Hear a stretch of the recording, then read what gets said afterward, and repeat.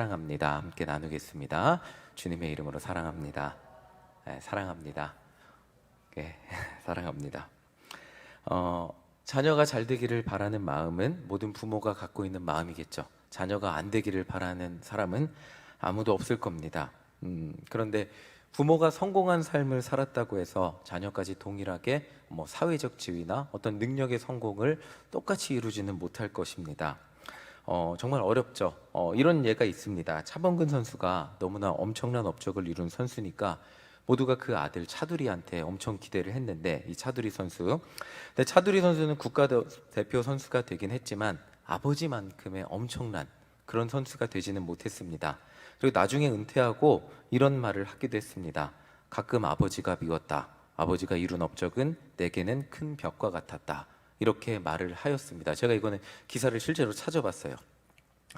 부모는 자녀가 나보다 대단한 사람, 그러니까 부모의 마음은 항상 자녀가 나보다 더 멋진 삶을, 대단한 삶을 살기를 바라지만 때로는 부모가 이룬 업적만큼 사는 것도 쉽지가 않습니다. 제가 청년부 설교할 때 청년들한테 너네 부모님만큼 살 수 있겠어 했더니 고개 끄덕인 사람이 많이 없어요.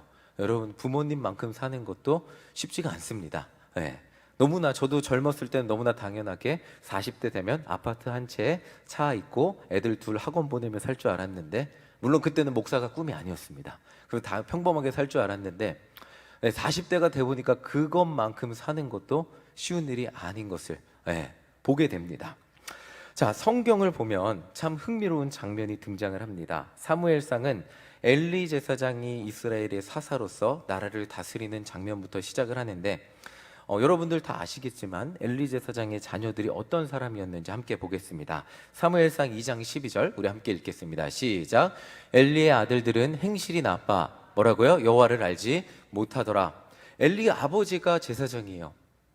이스라엘의 사사로 나라를 그렇게 다스렸는데 아들은 뭐예요? 행실이 나빠 여호와를 몰랐대요. 자, 그래서 하나님께 제사를 드리는 제물 드린 고기를 자기들 마음대로 한 거예요.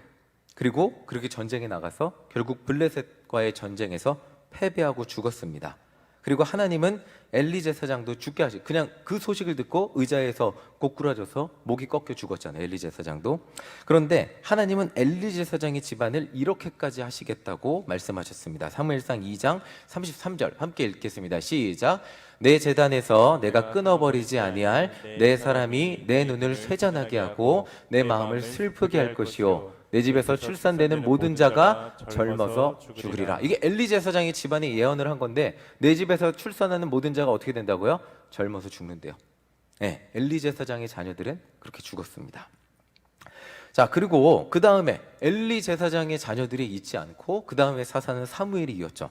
사무엘의 자녀들은 어땠는지 보겠습니다. 사무엘상 8장 3절 함께 읽어보겠습니다. 시작. 그의 아들들이 자기 아버지의 행위를 따르지 아니하고 이익을 따라 뇌물을 받고 판결을 굽게 하니라. 사무엘은 온 이스라엘의 선지자였는데 아들들은 자기 아버지의 행위를 따르지 않고 뇌물을 받고 판결을 자기들 이익에 따라 했습니다.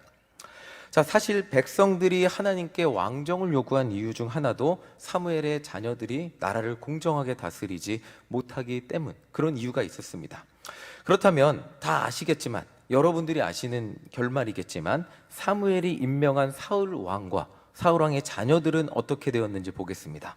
사무엘상 31장 6절입니다. 함께 읽겠습니다. 시작. 사울과 그의 세 아들과 무기를 든 자와 그의 모든 사람이 다 그날에 함께 죽었더라. 다 죽었어요. 사울 집안이 끝났죠. 그리고 한 명 이스보셋이 남았는데 다윗하고 권력 싸움하다가 이스보셋도 죽었습니다. 부하들한테 암살당했죠.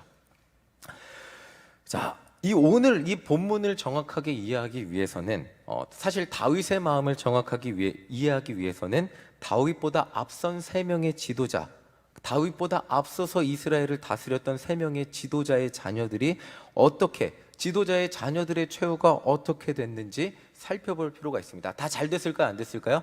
하나같이 안 됐습니다. 하나같이 다 그냥 비참한 최후를 맞이했죠. 부모의 바람이라면 나는 조금 잘 안 돼도 자녀들이 잘 되기를 바라는 것이 부모의 마음일 텐데, 다윗에 앞서서 다스렸던, 나라를 다스렸던 지도자 3명의 자녀들은 모두 잘 안 됐어요. 하나님께 버림받았다고 표현할 수도 있겠죠. 사실 저는 이 부분을 읽으면서 저희 딸도 목사 딸이잖아요. 그러니까 목사 딸이면 당연히 목사처럼 살아야 돼라는 생각이 있는데 그게 점점 쉽지 않다는 것을 깨닫게 됩니다. 예. 그게 점점 깨닫게 돼요. 목사 자식이라고 목사의 신앙을 그대로 카피 앤 페이스트하고 제 신앙, 제 마음속에 있는 하나님을 향한 사랑을 복사해서 붙여넣기 할 수가 없다는 것을 깨닫게 됩니다. 그러면 얼마나 좋을까요? 그렇게 안 되잖아요. 자, 참 자녀 교육이라는 것이, 부모의 신앙을 물려준다는 것이 얼마나 어려운 일인지 깨닫게 됩니다. 지난 수요일에 다윗이 하나님의 언약궤를 자신의 새로운 수도인 예루살렘에 가지고 오는 장면을 살펴봤습니다. 이제 다윗은 자신의 성에 이제 하나님의 궤를 모시긴 했는데, 천막에 있는 하나님의 궤를 보면서 멋진 건물을 지어서 하나님의 궤를 모시고 싶다는 생각을 합니다. 사실 이 언약궤는 이동 가능한 거잖아요.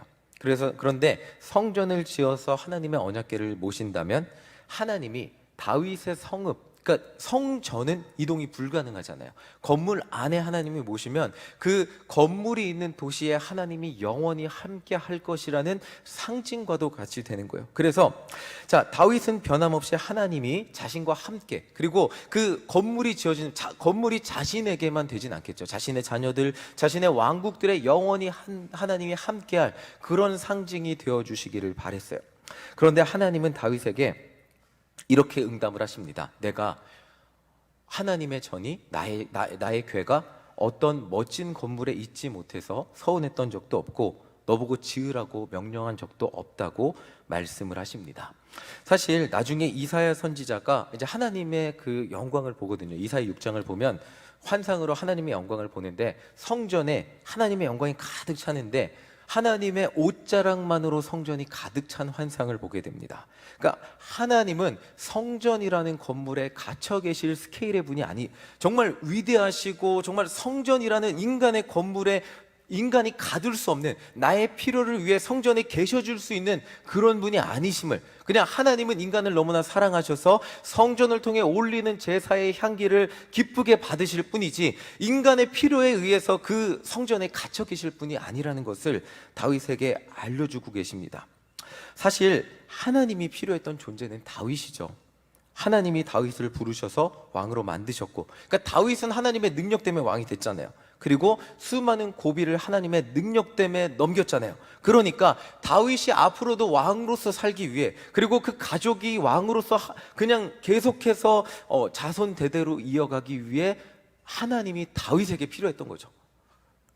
다윗에게 있어서 자신이 이렇게 왕이 되어서 호사를 누릴 수 있던 모든 이유, 하나님이었습니다. 자신의 인생에 있어서 가장 필요한 존재가 하나님. 다윗은 하나님 빼고 설명할 수 없어요. 그래서 하나님의 전을 멋지게 지으려고 했지만 하나님은 다윗의 소망에 이렇게 대답을 하십니다. 역대상 22장 8절 우리 함께 읽어보겠습니다. 시작. 여호와의 말씀이 내게 임하여 이르시되 너는 피를 심히 많이 흘렸고 크게 전쟁하였느니라. 내가 내 앞에서 땅에 피를 많이 흘렸은즉 내 이름을 위하여 성전을 건축하지 못하리라. 전쟁을 많이 하고 피를 많이 흘려서 성전을 건축하지 못할 것이라고 말씀을 하십니다. 그런데 하나님이 정말 기가 막히신 하나님이란 게, 다윗 소망을 정확하게 아시는 하나님은 다윗에게 오히려 이런 약속을 해주십니다. 그 다음 9절 함께 읽어보겠습니다. 9절입니다. 시작. 보라, 한 아들이 내게서 나리니 그는 온순한 사람이라. 내가 그로 주변 모든 대적에게서 평온을 얻게 하리라. 그의 이름을 솔로몬이라 하리니 이는 내가 그의 생전에 평안과 안일함을 이스라엘에게 줄 것임이라. 자, 그의 아들을 지켜주신다고 약속하고 평안과 안일함을 이스라엘에게 주신, 그러니까 왕으로서 지켜줄 것을 약속하고 계십니다. 지금 이 장면이 중요한 이유는 다윗의 마음이 불안할 수밖에 없어요. 왜 불안합니까?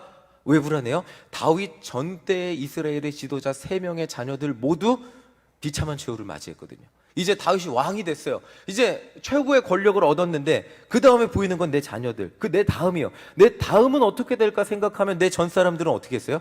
내 전 사람들의 자녀들은 다 잘 안 됐거든요. 그런데 하나님이 지금 다윗에게 이런 약속을 하고 있는 거예요. 네 다음에 될 너의 아들 솔로몬을 내가 지켜줄 거다.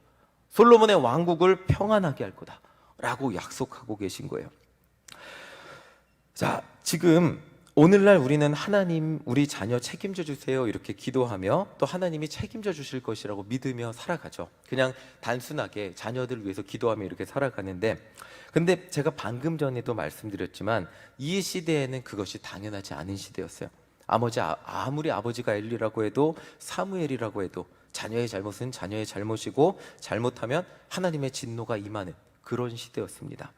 그런데 하나님은 다윗에게 자녀의 생전에 평안함과 안일함을 책임져 주시겠다는 약속을 하고, 이 엄청난 다윗이 가장 바라는 약속 중, 이 시점에서 가장 바라는 약속 중 하나였을 거예요. 그런데 한 가지 더 약속을 하십니다. 사무엘하 7장 15절 16절 우리 함께 읽어보겠습니다. 시작. 내가 내 앞에서 물러가게 한 사울에게서 내 은총을 빼앗은 것처럼 그에게서 빼앗지는 아니하리라. 내 집과 내 나라가 내 앞에서 영원히 보존되고 내 왕위가 영원히 견고하리라 하셨다 하라. 지금 다윗이 가장 바라는 말이 여기 나오는 거예요. 뭐예요? 사울에게서 내 은총을 빼앗은 것처럼 너의 다음 왕의 자녀에게는 빼앗지 아니할 거라고 지금 약속을, 지금 이것만큼 다윗에게 감격적인 약속이 없습니다. 그리고 그 16절을 보시면 내 집과 내 나라가 내 앞에서 영원히 보존되고 내 왕위가, 그러니까 자손 대대로 왕위가 영원히 보존될 것을 약속하고 계시죠. 자, 16절을 보면 다윗에게는 정말 이 가슴이 터질 것 같은 감동을 주신, 정말 내가 정말 가장 바라고 기도하는 것이 있다면 그것일 거예요. 그것이 하나님께 응답받은 그런 약속을 받은 그런 사건일 것입니다. 내 집과 내 나라가 내 앞에서 영원히 보존되고 내 왕위가 영원히 보존될 것이라는 그 약속에 다윗은 감격하지 않을 수가 없었습니다. 하나님은 다윗의 나라를, 다윗의 자손들이 좀 잘못할 수 있잖아요. 근데 이 전 세대 지도자들의 자녀들이 잘못하면 하나님 버리셨는데, 이 다윗의 자녀들이 잘못하면 벌을 주고 다시 데리고 와서 하나님 자녀로 살 수 있도록 인도하시겠다는 약속, 그런 약속을 해주시고 계시고 있습니다. 자, 그렇게 하나님은 다윗에게 언약을 약속을 하셨어요. 다윗의 나라가 영원히 변하지 않을 것이라고, 다윗의 왕위는 영원히 변치 않을 거라고. 자, 그런데 여러분들은 다 알고 계십니다. 다윗 사후 300년 후에 이런 일이 일어납니다. 역대하 36장 19절 20절 우리 함께 읽어보겠습니다. 시작. 또 하나님의 전을 불사르며 예루살렘 성벽을 헐며 그들의 모든 궁시를 불사르며 그들의 모든 귀한 그릇들을 부수고 칼에서 살아남은 자를 그가 바벨론으로 사로잡아가매 우리가 거기서 갈대아 왕과 그의 자손이 노예가 되어 바사국이 통치할 때까지 이르니라. 네, 역대하 36장 19절에서 20절은 나라가 망했어요. 하나님 분명히 다윗의 나라가 망하지 않을 거라고 약속했거든요. 근데 300년 만에 바벨론에게 멸망했습니다. 자, 성경은 하나님의 약속이 어떻게 이루어졌는지 보여주는 책입니다. 창세기의 약속이 어떻게 이루어졌는지 보여주는 책입니다. 다 설명을 드리면 설명이 너무 길어지니까 짧게 보여드리겠습니다. 하나님이 다윗에게 하신 그 약속이 어떻게 이루어졌죠? 자, 짐작하고 계실 테니까 바로 보여드리겠습니다. 마태복음 1장 1절입니다. 함께 읽겠습니다. 시작. 아브라함과 다윗의 자손 예수 그리스도의 계보라. 하나님의 약속은 아브라함과 다윗의 자손으로서 예수 그리스도로 태어나게 하심으로써 이루어집니다. 자, 마태복음이 예수님이 이 땅에 아브라함과 다윗의 자손으로 오셨음을 알려주고 있는데, 그러면 하나님이 아브라함에게 어떻게 약속하셨는지 창세기 17장 6절 최초의 약속을 보겠습니다. 자, 읽어보겠습니다. 시작. 내가 너로 심히 번성하게 하리니 내가 내게서 민족들이 나게 하며 왕들이 내게로부터 나오리라. 자, 하나님이 아브라함에게 먼 옛날 시점에 약속을 하셨어요. 왕들이 내게로부터 나올 것이라고 약속하셨어요. 그래서 아브라함의 자손들이죠. 사울 왕도 아브라함의 자손이고요. 그리고 다윗 왕도 아브라함의 자손이고, 그리고 그렇게 계보가 이어져서 예수님까지 탄생하게 하셨습니다. 예수님 시대의 다윗 왕의 후손은 그런데 더 이상 왕이 아니었죠. 우리가 생각하는 왕이 아니었어요. 나라는 망했고 이스라엘은 로마의 식민지였습니다. 마태복음이 제일 중요하게 설명하는 게 뭐냐면 구약에 예언된 바, 약속된 바, 이것이 이루어지게 쭉 읽어보세요. 그러면 약속된 바, 예언된 바, 말씀이 이렇게 이루어졌다. 마태복음의 주요 그 독자층, 그러니까 성경을 들었던 그 사람들이 어떤 사람들이냐면 유대인 기독교 공동체입니다. 유대인 기독교 공동체들에게 중요한 게 뭐냐면 과거에 우리가 하나님이 우리 조상에게 약속하셨던 언약의 말씀이 지금 우리 삶에 어떻게 이루어졌는가가 굉장히 중요했어요. 그런데 과거의 구약 시대 때 하나님이 우리 민족을 선택하셨고 그리고 이렇게 약속하셨는데 그 약속이 예수님을 통해 이렇게 성취되었습니다. 이걸 설명하는 책이 마태복음이에요. 그러니까 다윗의 자손이 예수님인데 예수님이 어떻게 왕이 되셨는지 설명해주고 있는 책이 마태복음입니다. 마태복음 27장 37절, 이게 왕으로서의 모습을 보여주는 장면입니다. 함께 읽겠습니다. 시작.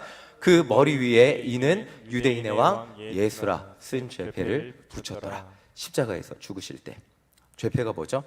유대인의 왕으로서 죽으셨습니다. 이게 무슨, 목사님 이게 무슨 왕으로서의 죽음입니까? 라고 말씀하실 수 있는데, 예수님은 십자가에서 유대인의 왕으로서, 유대인의 구원자로서, 모든 민족을 위한 구원자로서 죽으셨습니다. 자, 그런데 지금 또 이렇게 질문하실 수 있죠. 왕이라면 저 비참한 모습, 무기력한 모습으로 어떻게 죽을 수 있겠습니까? 자, 빌립보서 2장 9절 함께 읽어보겠습니다. 시작. 이러므로 하나님이 그를 지극히 높여 모든 이름 위에 뛰어난 이름을 주사. 하나님이 모든 이름 위에 뛰어난 이름을 주셨. 예수님이 부활하게 하시고 모든 이름 위에 뛰어난 이름이 되게 하셔서 그리고 교회의 머리가 되게 하셨어요. 골로새서 1장 18절입니다. 골로새서 1장 18절 함께 읽겠습니다. 시작. 그는 몸인 교회의 머리시라. 그가 근본이시오 죽은 자들 가운데서 먼저 나신 이시니 이는 친히 만물의 으뜸이 되려 하시며 교회의 머리 되셔서 예수님은 온 세계의 왕이 되셨습니다. 이 영상 하나 보시면 조금 더 이해가 쉬우실 거예요. 영상 잠깐 보겠습니다.